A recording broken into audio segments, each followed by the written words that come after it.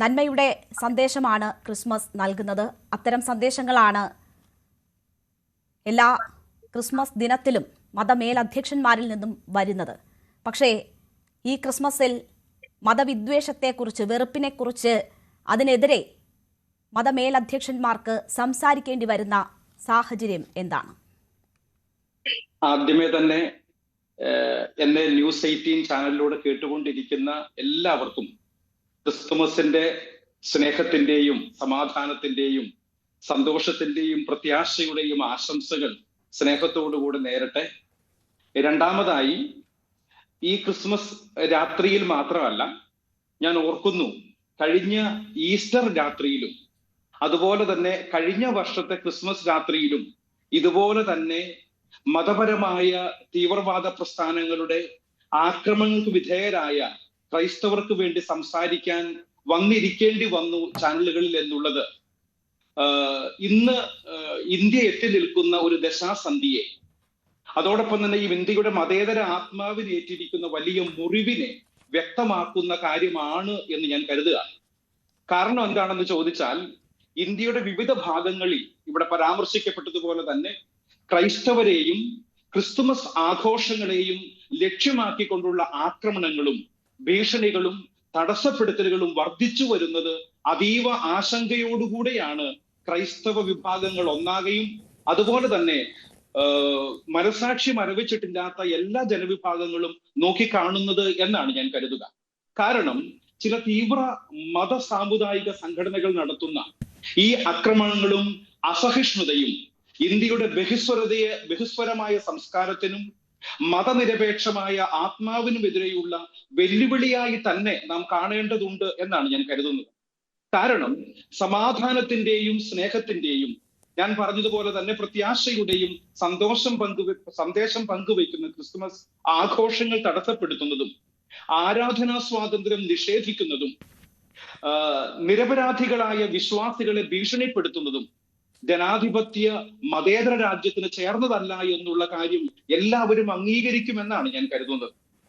Indian ഭരണഘടന എല്ലാ പൗരന്മാർക്കും മതസ്വാതന്ത്ര്യവും വിശ്വാസമനുഷ്ഠിക്കാനുള്ള അവകാശവും ഉറപ്പു നൽകുന്നുണ്ട്. എന്നാൽ ഭരണഘടന നൽകുന്ന ഈ അവകാശത്തെ ഉറപ്പുവരുത്താനുള്ള ബാധ്യത തിരഞ്ഞെടുക്കപ്പെട്ട സർക്കാരുകൾക്കുണ്ട് എന്നുള്ളത് ഒരു കാരണവശാലും സർക്കാരുകൾ മറന്നുപോകാൻ പാടില്ല എന്ന് ഓർമ്മപ്പെടുത്തേണ്ടിയിരിക്കുന്നു. കാരണം മതത്തിന്റെ പേരിൽ അക്രമം പ്രചരിപ്പിക്കുന്നവർക്കെതിരെ കർക്കശമായ നടപടികൾ സ്വീകരിക്കുവാൻ കേന്ദ്ര സർക്കാരും ബന്ധപ്പെട്ട സംസ്ഥാന സർക്കാരുകളും തയ്യാറാകണമെന്ന് ആവർത്തിച്ച് ആവശ്യപ്പെടേണ്ടി വരുന്നത് ഇത് കേവലം ഒറ്റപ്പെട്ട സംഭവമല്ല എന്നുള്ളതും, ഇപ്രകാരം നടക്കുന്ന സംഭവങ്ങൾ ആവർത്തിച്ചു വരുന്നു എന്നുള്ളതും അത് വർദ്ധിച്ചു വരുന്നു എന്നുള്ളതും വലിയ ആശങ്കയ്ക്ക് കാരണമാകുന്നുണ്ട് എന്ന് പറയാതിരിക്കാൻ തരവില്ല. അതുകൊണ്ട് തന്നെയും എല്ലാ മത തീവ്രവാദ പ്രവണതകളെയും നിയന്ത്രിക്കേണ്ടത് സർക്കാരുകളുടെ ഉത്തരവാദിത്വമാണ് എന്ന കാര്യത്തിൽ നമുക്കാർക്കും സംശയമുണ്ടാകുമെന്ന് ഞാൻ കരുതുന്നില്ല. ഒപ്പം തന്നെയും വിശ്വസിക്കുന്ന മതത്തിന്റെ ആചാരങ്ങളും അനുഷ്ഠാനങ്ങളും ആഘോഷങ്ങളും ഭയം കൂടാതെ നടത്താൻ വേണ്ടിയിട്ടുള്ള സാഹചര്യം നമ്മുടെ ഇന്ത്യ രാജ്യത്ത് ഉണ്ടാകണമെന്നാണ് നാം എല്ലാവരും ആവശ്യപ്പെടുന്നത്. മതപരമായ ആഘോഷങ്ങൾ സമാധാനപരമായി നടത്താൻ ന്യൂനപക്ഷമെന്നോ ഭൂരിപക്ഷമെന്നോ ഉള്ള വേർതിരിവില്ലാതെ എല്ലാവർക്കും തുല്യമായ അവകാശമുണ്ട്. അതുകൊണ്ട് തന്നെയും ഏതെങ്കിലും ഒരു മതവിഭാഗത്തിന്റെ, ഏതെങ്കിലും ഒരു സമുദായത്തിന്റെ ഇപ്രകാരമുള്ള അവകാശങ്ങളുടെ നേരെയുള്ള കടന്നുകയറ്റമായി മാത്രമേ ഈ ക്രിസ്തുമസുമായി ബന്ധപ്പെട്ട്, ക്രിസ്മസ് കരോളുകളുമായി ബന്ധപ്പെട്ട്, ക്രിസ്തുമസ് ആഘോഷങ്ങളുമായി ബന്ധപ്പെട്ട്, ക്രിസ്തുമസ് ആരാധനയുമായി ബന്ധപ്പെട്ട് ക്രൈസ്തവ ദേവാലയങ്ങൾക്ക് നേരെയും കരോൾ സംഘങ്ങൾക്ക് നേരെയും അതുപോലെ തന്നെയും ചില സ്കൂളുകളിലും മറ്റും ഉണ്ടായിരിക്കുന്ന ഇപ്രകാരമുള്ള പ്രശ്നങ്ങളെ നമുക്ക് കാണാൻ വേണ്ടി സാധിക്കുകയുള്ളൂ.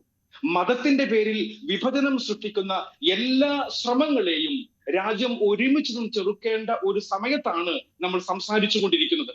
കാരണം ലോകത്തിന് നന്മ മാത്രം നൽകിക്കൊണ്ട് ചരിത്രത്തിൽ അവതരിച്ച ഈശോയുടെ ജനന തിരുനാൾ സമാധാനപൂർവ്വം ആഘോഷിക്കുന്നതിനിടയിൽ വിശ്വാസത്തിന് വേണ്ടി അപമാനിക്കപ്പെടുകയും കയ്യേറ്റം ചെയ്യപ്പെടുകയും ചെയ്യുന്ന, അതുപോലെ അക്രമത്തിന് വിധേയരാകുന്ന എല്ലാവരോടും ഈ രാജ്യം ഒറ്റക്കെട്ടായി ഐക്യദാർഢ്യം പ്രഖ്യാപിക്കേണ്ടതുണ്ട് എന്നും, ഒപ്പം തന്നെയും വിദ്വേഷത്തിന്റെയും അക്രമത്തിന്റെയും കിരാതവാഴ്ച നടത്തുന്ന ക്രിമിനൽ സംഘങ്ങൾക്കെതിരെ മാതൃകാപരമായ ശക്തമായ നിയമ നടപടികളുമായി ബന്ധപ്പെട്ട സർക്കാർ സംവിധാനങ്ങളും പോലീസും മുൻപോട്ട് വരേണ്ടതുണ്ട്.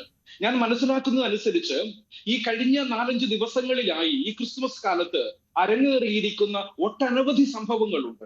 ആ സംഭവങ്ങളിൽ ഒന്നിൽ പോലും പോലീസ് കേസെടുത്തതായി അറിവില്ല. എന്തുകൊണ്ടാണ് ഇപ്രകാരം സംഭവിക്കുന്നത് എന്നുള്ളത് തീർച്ചയായും നമ്മൾ മതേതര ജനാധിപത്യ വിശ്വാസികളായ ഈ രാജ്യത്തുള്ള നാം എല്ലാവരും ഒന്നാകെ ചിന്തിക്കേണ്ടതുണ്ട്. ഇപ്രകാരം ഏതെങ്കിലും വ്യക്തികളോ ഏതെങ്കിലും സംഘടനകളോ മതപരമായ അവകാശങ്ങൾക്ക് നേരെ കടന്നുകയറ്റം നടത്തുന്നുണ്ട് എങ്കിൽ അവരെ നിലയ്ക്ക് നിർത്താൻ അവരെ ഊട്ടി വളർത്തുന്ന രാഷ്ട്രീയ പാർട്ടികളും അവർക്ക് നേതൃത്വം നൽകുന്നവരും സർക്കാരുകളും കൃത്യമായി ഇടപെടുന്നില്ല എങ്കിൽ നമ്മുടെ രാജ്യം എങ്ങോട്ടാണ് പോകുന്നത്? തീർച്ചയായും അത് വലിയ ആശങ്ക ഉണ്ടാക്കുന്ന സാഹചര്യമാണ്. ശ്രീ ഫാദർ വടക്കേക്കര, നോക്കൂ, ഇവിടെ ഇപ്പോ ഇന്ന് ഛത്തീസ്ഗഡിൽ ഉണ്ടായ സംഭവത്തിൽ മാളിന് നേരെ നടന്നിട്ടുള്ള സംഭവത്തിൽ കേസെടുത്തിട്ടുണ്ട് എന്ന വിവരമാണ് വരുന്നത്. നോക്കൂ, ഇത് ഒറ്റപ്പെട്ട സംഭവങ്ങൾ എന്ന നിലയിലാണോ, വളരെ ആസൂത്രിതമായി നടക്കുന്ന ആക്രമണം എന്ന നിലയിലാണോ നിങ്ങൾ നോക്കിക്കാണുന്നത്? ഇന്ന് പ്രധാനമന്ത്രി ക്രിസ്മസ് ദിനത്തിൽ ഡൽഹിയിൽ കത്തീഡ്രൽ ഓഫ് റിഡംഷൻ സന്ദർശിച്ച് നൽകിയ ഒരു സന്ദേശമുണ്ടല്ലോ. പ്രധാനമന്ത്രി അതിനുശേഷം കുറിക്കുന്നത് സമൂഹത്തിൽ ഐക്യം വർദ്ധിപ്പിക്കട്ടെ ക്രിസ്മസ് എന്നതാണ്. അപ്പോൾ അത്തരം സന്ദേശങ്ങൾ നൽകുന്നുണ്ട്. നമുക്ക് കേരളത്തിലായാലും മറ്റും കാണാം, ക്രിസ്മസ് ഈസ്റ്റർ ദിനങ്ങളിൽ കേക്കുമായി അരമനകളിൽ എത്തി ആ സന്ദേശം തന്നെയാണ് നേതാക്കൾ പുറത്തേക്ക് വിടുന്നത്. അപ്പോൾ എന്താണ് അവിടെ സംഭവിക്കുന്നത്? ഈ സന്ദേശം താഴെത്തട്ടിലേക്ക് എത്താത്തത് എന്തുകൊണ്ടാണ്? അവിടെ മറ്റെന്തെങ്കിലും സംശയങ്ങൾ നിങ്ങളെ സംബന്ധിച്ചുണ്ടോ? ഇന്ത്യയുടെ ബഹുമാനപ്പെട്ട പ്രധാനമന്ത്രി റിഡംഷൻ കത്തീഡ്രൽ സന്ദർശിച്ചു എന്ന് മാത്രമല്ല, അവിടെ നടന്ന പാതിര ആരാധനയുടെ സമയത്ത് ക്രിസ്മസ് ആഘോഷങ്ങളിൽ പങ്കെടുത്തു എന്നുള്ളത് തികച്ചും സ്വാഗതാർഹമാണ്, ഒരു സംശയവുമില്ല. അതുപോലെ തന്നെ അരമനകളിലും മഠങ്ങളിലും ഒക്കെ രാഷ്ട്രീയ പാർട്ടിയുടെ നേതാക്കന്മാര് കേക്കുമായി വരുന്നതോ സന്ദർശനങ്ങൾ നടത്തുന്നതോ വിഷസ് അറിയിക്കുന്നതോ ഒന്നും തീർച്ചയായും നമുക്ക് ആശങ്ക ഉളവാക്കുന്ന കാര്യങ്ങളല്ലല്ലോ. ഒരു ഭാഗത്ത് ഇപ്രകാരമുള്ള പ്രീണനം എന്ന് വിളിക്കപ്പെടേണ്ടി വരുന്നത്, ആ പ്രീണനം എന്ന വാക്ക് വളരെ ശ്രദ്ധിക്കണം കേട്ടോ. കാരണം എന്താന്ന് ചോദിച്ചാൽ, ഒരു ഭാഗത്ത് ഇപ്രകാരമുള്ള കാര്യങ്ങൾ സംഭവിക്കുമ്പോൾ തന്നെയും മറുവശത്ത് ഒരുപക്ഷെ അതേ ഭരണകൂടത്തിന്റെ കീഴിൽ ഭരിക്കുന്ന ജനാധിപത്യ പാർട്ടിയുടെ സംവിധാനങ്ങൾ ഉപയോഗിച്ചുകൊണ്ടും അവരുടെ തണലിലും വളർന്നു വരുന്ന ചില തീവ്ര മതവിഭാഗീയ ശക്തികൾ, സമുദായ സംഘടനകൾ, രാഷ്ട്രീയ സംഘടനകൾ ഇപ്രകാരമുള്ള സംഘടിതമായ ആക്രമണങ്ങൾ നടത്തുന്നു എന്ന കാരണത്താൽ ഇത് ഒറ്റപ്പെട്ടതാണ് എന്ന് കാണാൻ നമുക്ക് ആർക്കും സാധ്യമല്ല. കാരണം ഒറ്റപ്പെട്ടതാണെങ്കിൽ 1, 2, 3 എന്ന് വേണമെങ്കിൽ നമുക്ക് പറയാം. അക്കമിട്ട് ഞാൻ ഇവിടെ നിരത്താം ഏതാനും ചില പ്രശ്നങ്ങളെ. നമ്മൾ ഈ കഴിഞ്ഞ 4-5 ദിവസങ്ങളായി നേരിട്ട ക്രൈസ്തവർക്കെതിരെ ഉണ്ടായ ആക്രമണങ്ങളിൽ ഒന്നാമതായി എനിക്ക് പറയാൻ സാധിക്കുന്നത് സംഘപരിവാറുകാരനായ യോഗി ആദിത്യനാഥ് ഭരിക്കുന്ന UP-യില് ക്രിസ്തുമസ് അവധി ഇല്ലാതാക്കി എന്നുള്ളത് നമുക്ക് കാണാതെ പോകാൻ വേണ്ടി പറ്റുമോ? അപ്രകാരം തന്നെയും നിർബന്ധിത ഹാജരുണ്ടാകണമെന്ന് സ്കൂളുകളിലേക്ക് സർക്കുലർ എഴുതുകയും ഭാരതത്തിന്റെ മുൻ പ്രധാനമന്ത്രിയായിരുന്ന അടൽ ബിഹാരി വാജ്പേയിയുടെ ജന്മദിനം ആഘോഷിക്കണമെന്ന് ഉത്തരവിറക്കുകയും ചെയ്യുന്ന യോഗി ആദിത്യനാഥിന്റെ സർക്കാർ ഭരിക്കുന്ന UP-യിൽ ക്രിസ്മസ് ആഘോഷങ്ങളെ പാടെ ഇല്ലാതാക്കാൻ വേണ്ടിയുള്ള ശ്രമം സംഘടിതമല്ല എന്ന് പറയാൻ വേണ്ടി നമുക്ക് പറ്റുമോ? രണ്ടാമതായി, തപാൽ വകുപ്പിന്റെ ക്രിസ്മസ് ആഘോഷത്തിൽ ഗണഗീതം ആലപിക്കണം എന്ന് പറഞ്ഞുകൊണ്ട് BMS-ന്റെ ഒരു തിട്ടൂരം ഇറങ്ങിയതായി നമ്മൾ മനസ്സിലാക്കുകയുണ്ടായി. അതുകൊണ്ട് തന്നെ എന്താ സംഭവിച്ചത്? തപാൽ വകുപ്പിന് വിജ്ഞാപനം ഇറക്കേണ്ടി വന്നു, ആഘോഷം തന്നെ നമ്മൾ ഇല്ലാതാക്കുന്നു എന്ന തരത്തിൽ. ഇപ്രകാരം സംഭവിക്കുമ്പോൾ പ്രിയപ്പെട്ടവരെ, ഞാനും നിങ്ങളും മറന്നുപോകാൻ പാടില്ലാത്ത ഒരു യാഥാർത്ഥ്യം നമ്മുടെ എല്ലാവരുടെയും മുൻപിലുണ്ട്. മൂന്നാമതായി, മധ്യപ്രദേശിലെ ജബൽപൂരിൽ പള്ളിയിൽ കയറിയാണ് കാഴ്ച പരിമിതിയുള്ള ഒരു സ്ത്രീയെ ഉൾപ്പെടെ BJP-യുടെ ജില്ലാ വൈസ് പ്രസിഡന്റായ, ഞാൻ മനസ്സിലാക്കുന്നതനുസരിച്ച് അഞ്ജു ഭാർഗവ എന്ന സ്ത്രീയുടെ നേതൃത്വത്തിൽ അധിക്ഷേപിക്കുകയും ആക്രമിക്കുകയും ചെയ്തത്. നാലാമതായി, ഡൽഹിയിലെ ലജ്പത് നഗർ എന്ന സ്ഥലത്ത് ക്രിസ്മസ് കരോൾ സംഘത്തെ ആക്രമിച്ച ബജ്രംഗ് ദളിന്റെ തീവ്രവാദികൾ ക്രിസ്തുമസ് വീട്ടിൽ പോയി ആഘോഷിക്കാൻ ആവശ്യപ്പെട്ടുകൊണ്ട് ആക്രോശിച്ചുകൊണ്ട് കരോൾ സംഘത്തിന് നേരെ അടുത്തിടും. നാലാമതായി, ഒഡീഷയില് ജീവിക്കാൻ വേണ്ടി സാന്താക്ലോസിന്റെ കോസ്റ്റ്യൂംസ് വിൽപ്പനയ്ക്ക് വേണ്ടിയിട്ട് ഇറങ്ങിയ ഒരു കച്ചവടക്കാരനെ തടസ്സപ്പെടുത്തുന്ന സംഘപരിവാറിന്റെ തീവ്രവാദി ആക്രോശിച്ചത് ഇത് ഹിന്ദു രാഷ്ട്രമാണ്, ഇത് ജഗന്നാഥന്റെ മണ്ണാണ്, ഇവിടെ ഇതൊന്നും പാടില്ല എന്നാണ്. അഞ്ചാമതായി, ഛത്തീസ്ഗഡിൽ ഒരു പള്ളി തകർക്കുകയും ഒരു ക്രൈസ്തവ വിശ്വാസികളുടെ വീട് അഗ്നിക്കിരയാക്കുകയും ചെയ്തു എന്നുള്ളത് ഭയപ്പെടുത്തുന്ന കാര്യമല്ലേ? ആറാമതായി ആസാമിലെ നെൽമാരി എന്ന സ്ഥലത്ത് സെയിന്റ് മേരി സ്കൂളിൽ കയറി ഒരു ഹിന്ദു വിശ്വപരിഷത്തിന്റെ ആൾക്കാര് അവിടെയുള്ള ക്രിസ്മസ് ഡെക്കറേഷൻസ് മുഴുവനായും കത്തിച്ചു കളയുകയും അവിടെയുള്ള ഒരു കടയിൽ കയറി വിൽക്കാൻ വെച്ചിരുന്ന ക്രിസ്മസ് സാധനങ്ങൾ വലിച്ചെറിയുകയും ചെയ്തത് നമ്മളെ ആരെയും ഞെട്ടിപ്പിക്കുന്നില്ലേ? ഏഴാമതായി മധ്യപ്രദേശിൽ തന്നെ ഹനുമാൻ ചാലിസ ചൊല്ലിക്കൊണ്ടാണ് ക്രൈസ്തവ ദേവാലയം ആക്രമിക്കുന്ന ദൃശ്യങ്ങൾ വീഡിയോകളായി പുറത്തു വന്നിരിക്കുന്നത്.